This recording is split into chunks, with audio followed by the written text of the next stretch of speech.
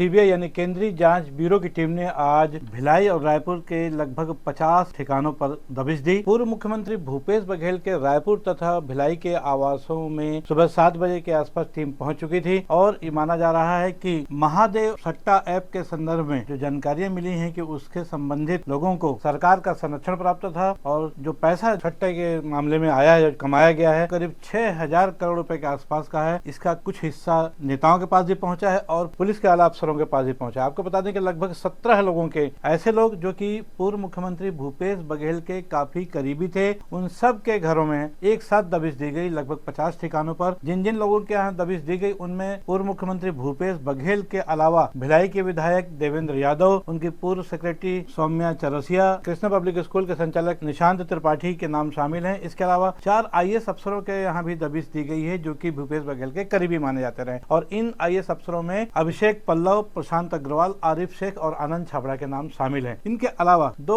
Additional SP मतलब एक अभिषेक महेश्वरी जो रायपुर में है, उनके निवास पर जब सवेरे टीम गई तो वहां पर घर में कोई नहीं था तो सीबीआई ने उस घर को सील कर दिया है। उसके अलावा संजय ध्रुव एडिशनल SP भिलाई में लंबे समय तक अभिषेक पल्लव SP थे, उनके साथ रहकर उन्होंने काम किया था और अभिषेक पल्लव को भी इस जांच के दायरे में लिया गया है कि उनके माध्यम से भी महादेव सट्टा खिलाने वालों को संरक्षण दिया जाता था। कुल मिलाकर खबर यह है, छत्तीसगढ़ की सरकार खासतौर पे भूपेश बघेल और उनके प्रशासनिक अधिकारी थे, उनके जरिए महादेव सट्टा ऐप के संचालकों को संरक्षण दिया जाता था और इस बात की शिकायत फरवरी के महीने में एडवोकेट नरेश चंद्र गुप्ता नाम के एक व्यक्ति ने, जो कि भारतीय जनता पार्टी से संबद्ध है, उन्होंने सीबीआई को सीधी चिट्ठी लिखी थी और उसमें ये बताया था कि किस अधिकारी को कितना पैसा महादेव सट्टा ऐप के संचालकों से मिल रहा है, जिसकी वजह से सरकार ने उनको संरक्षण दिया हुआ था। आपको बता दें कि जो नाम अभी मैंने बताया, उनके अलावा पुलिस विभाग में 4 IAS, 2 एडिशनल SP, उसके अलावा 4 निचले स्तर के भी कर्मचारी शामिल हैं जिनके यहाँ भी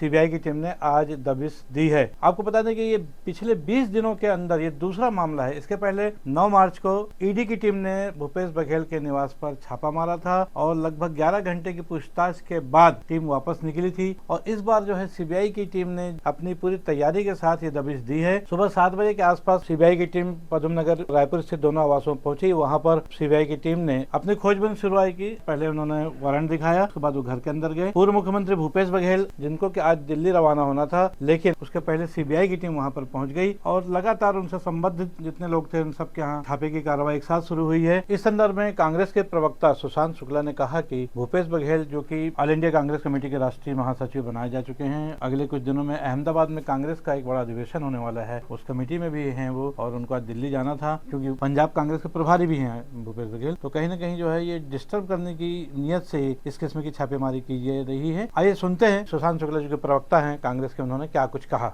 इसके पहले ED को भेजा उन्होंने, सीबीआई ने इस एक मामले में उनके खिलाफ अदालत में मुकदमा दायर किया था जिसे अदालत ने चलने लायक नहीं समझा। अब झुंझलाहट में फिर से सीबीआई को भेजा गया है। भूपेश बघेल जी के निवास में, भिलाई निवास, रायपुर निवास में सीबीआई आई है। अभी तक ये स्पष्ट नहीं हुआ क्यों आई है, लेकिन ये तो साफ है कि भारतीय जनता पार्टी के इशारे पे केंद्र सरकार के झुंझलाहट से ये सीबीआई आई है। भूपेश बघेल जी जो AICC का अहमदाबाद अधिवेशन होने वाला है उसकी ड्राफ्ट कमेटी के मेंबर हैं और AICC के जनरल सेक्रेटरी हैं, पंजाब के इंचार्ज हैं। आज उनका दिल्ली जाने का कार्यक्रम था, तो इन सभी कार्यक्रमों को डिस्टर्ब करने के लिए घबराहट में भारतीय जनता पार्टी ने सीबीआई को भेजा है। ये सारा का सारा षड्यंत्र भारतीय जनता पार्टी की झुंझलाहट है। भारतीय जनता पार्टी सीधे राजनीतिक मुकाबला नहीं कर पा रही है, तो कांग्रेस के नेताओं को परेशान करने की नियत से सब सीबीआई को भेजा गया। इसके पहले ED को भेजा गया था, कुछ हासिल नहीं हुआ, आज सीबीआई को भेजा गया है। सीबीआई ने एक मुकदमा चलाया था जिसमें कोर्ट से बाइज्जत बरी हो गए। बाइज्जत बरी के उसमें मुकदमा चलाने के लायक नहीं समझा था, उसमें जिन धाराओं के तहत मुकदमा चलाया था। भिलाई के विधायक देवेंद्र यादव के निवास पर जब टीम पहुंची तो देवेंद्र यादव अपने घर में नहीं थे। उनकी मां ने बताया कि वो नहीं है। उसके बाद कुछ बाधाएं, जैसे कि नेताओं के यहाँ जब रेड पड़ती है तो कुछ किस्म की उनके जो समर्थक आ जाते हैं, उनके जो परिवार के लोग होते हैं, जब सहयोग नहीं करते हैं तो समय लगता है। लगभग 2.5 घंटे बाद विधायक देवेंद्र यादव के निवास का अंदर सीबीआई की टीम पहुंच पाई और उनके निवास से कुछ दूरी पर ही उनका कार्यालय भी है। दोनों जगह पर एक साथ दबिश दी गई। पता चला कि सीबीआई टीम के 7 अधिकारी उस टीम में शामिल हैं जो कि वहां पर जांच कर रहे हैं। इस दौरान कांग्रेस के कई नेता, महापौर भी हैं, तमाम लोगों ने उनके समर्थन में अपनी मौजूदगी दर्शाई और मौजूदगी के बाद साथ ही साथ उन्होंने कहा कि भारतीय जनता पार्टी सीबीआई और ईडी की जैसी टीमों के माध्यम से कांग्रेस के नेताओं को परेशान कर रही है। भूपेश बघेल के निवास पर भी वहां के सभापति कृष्णा चंद्राकर, उनके अलावा दुर्ग के पूर्व विधायक अरुण वोरा जैसे लोग वहां पहुंचे थे और सब ने सीबीआई की इस कार्रवाई का विरोध किया है और उन्होंने कहा कि इसके पहले भी ईडी की टीम ने रेड मारी थी, लेकिन तब उनके हाथ कुछ नहीं लगा था और इस बार भी कुछ नहीं लगे। बहरहाल कुछ अन्य लोग हैं जिनमें खासतौर पर कृष्णा पब्लिक स्कूल के संचालक निशांत त्रिपाठी का भी नाम सामने आ रहा है। उनके अलावा विनोद वर्मा जो कि मुख्यमंत्री के सलाहकार रहे हैं, उनका भी सीबीआई ने दबिश दी है। मुख्यमंत्री के 2 ओएसडी जिनमें एक आशीष वर्मा और दूसरा मनीष बंछोर, और ये दोनों ओएसडी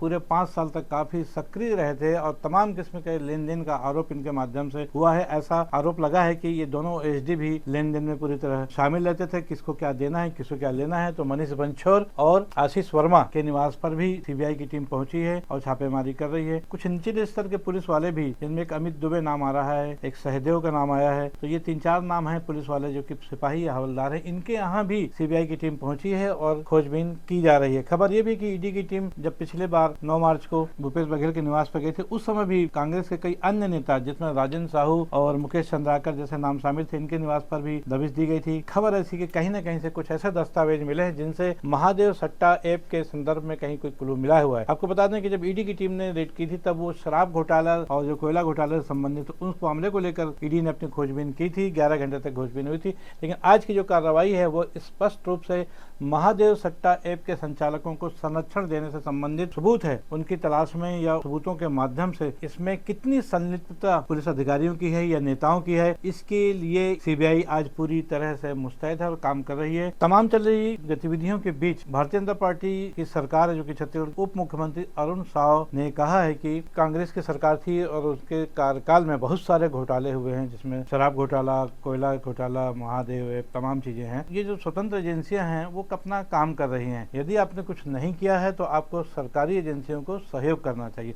आइए सुनते हैं उप मुख्यमंत्री अरुण साव ने इस संदर्भ में सरकार की ओर से अपना पक्ष किस रूप में रखा। राज्य में जब कांग्रेस पार्टी की सरकार थी, भूपेश बघेल मुख्यमंत्री थे, कई बड़े बड़े घोटाले हुए और उन घोटालों की जांच सीबीआई, ईडी लगातार कर रही है और जांच क्रमशः आगे बढ़ रही है। जांच के क्रम में ही सीबीआई ने आज छत्तीसगढ़ में लगभग 50 अलग अलग स्थानों पर आज जांच के लिए छापामारी की है। उसमें कुछ आईपीएस अफसर हैं, कुछ अन्य अफसर हैं और कुछ राजनेता भी हैं और इसलिए सीबीआई की ये जो कार्यवाही है ये सामान्य जांच की प्रक्रिया के तहत किया गया है और ये जांच की कंटिन्यूअस प्रक्रिया का एक हिस्सा है। किसी एक व्यक्ति के घर जांच नहीं हो रही है।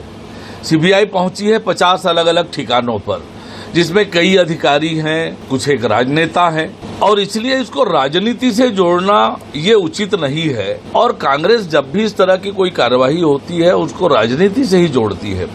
वास्तविकता ये है कि जब ये घोटाले हुए तो राज्य के मुख्यमंत्री कौन थे और जब उनके मुख्यमंत्री तो काल में ये घोटाले हुए हैं और सीबीआई उन तक जांच करने पहुंची है तो जांच एजेंसी को वो सहयोग करें। जांच एजेंसी जो उनसे पूछताछ कर रही है वो बताएं। आपको डरने और घबराने की जरूरत नहीं है और ना ही आज देश में ऐसी कोई राजनीतिक परिस्थिति है, कोई राजनीतिक आधार पर इस तरह की कार्यवाही हो। एक तो ये स्वतंत्र एजेंसियां हैं, कभी राजनीतिक आधार पर कार्यवाही करती नहीं है, इसलिए और अभी ना ऐसी कोई परिस्थिति है। ये लगातार जांच जारी है, महीनों से जांच चल रही है और जांच की प्रक्रिया का हिस्सा है।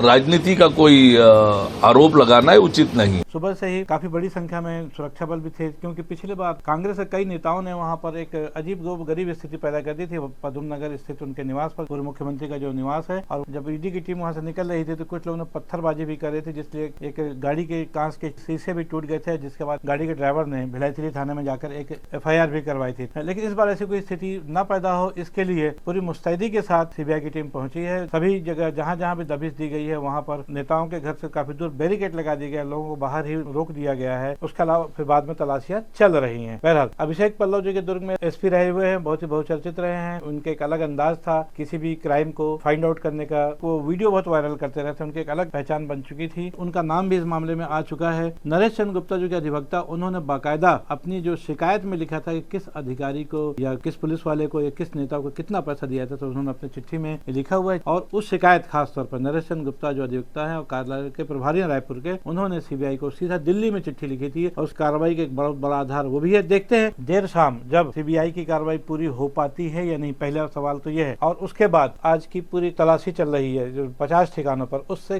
क्या निकल के आता है, किस नेता के खिलाफ क्या सबूत मिलता है और किस अधिकारी के खिलाफ क्या सबूत मिलता है और उसके बाद उनके खिलाफ आगे कार्रवाई क्या होती है, ये बहुत बड़ा सवाल सामने रहेगा। लेकिन जिस तरीके से 4 बड़े आईएएस अफसर जिसमें अभिषेक पल्लव, प्रशांत अग्रवाल, आरिफ शेख और आनंद छाबड़ा जैसे बड़े नाम शामिल हैं, जिन पर यह आरोप लगता रहा है कि 2018 से 2023 तक जब छत्तीसगढ़ में कांग्रेस की सरकार थी तब ये उनके बहुत चहीते अधिकारी हुआ करते थे। और इन लोगों ने उस समय जो महादेव सट्टा ऐप है, जो कि सौरभ चंद्राकर और रवि उत्पल जैसे लोग दुबई में बैठ के संचालित कर रहे हैं, उनके गुर्गों को यहाँ पर संरक्षण दिया गया था और लाखों रुपए हर महीने की वसूली नेताओं को और अधिकारियों को, पुलिस के अधिकारियों को होती रही है, ऐसे आरोप लगाए गए हैं भाजपा के लोगों के द्वारा और उसकी पतासाजी की जा रही है। बहरहाल जब सीबीआई की टीम वापस लौटेगी तो किस टीम को क्या मिला, इस बारे में एक बार चर्चा के लिए हम फिर अपडेट के साथ आपके सामने हाजिर होंगे। तब तक के लिए दीजिए इजाजत। आज के लिए बस इतना ही। मैं हूं बीडी निजामी, आप देख रहे हैं न्यूज़ T20। हमारी यह खबर सीबीआई के छापे संबंधित आपको कैसी लगी, इस पर अपनी राय अवश्य दें। खबर को लाइक करना ना भूलें और चैनल को सब्सक्राइब करना भी। कल फिर मिलेंगे किसी नई खबर के साथ, तब तक के लिए दीजिए इजाजत। जय हिंद, जय भारत, जय छत्तीसगढ़।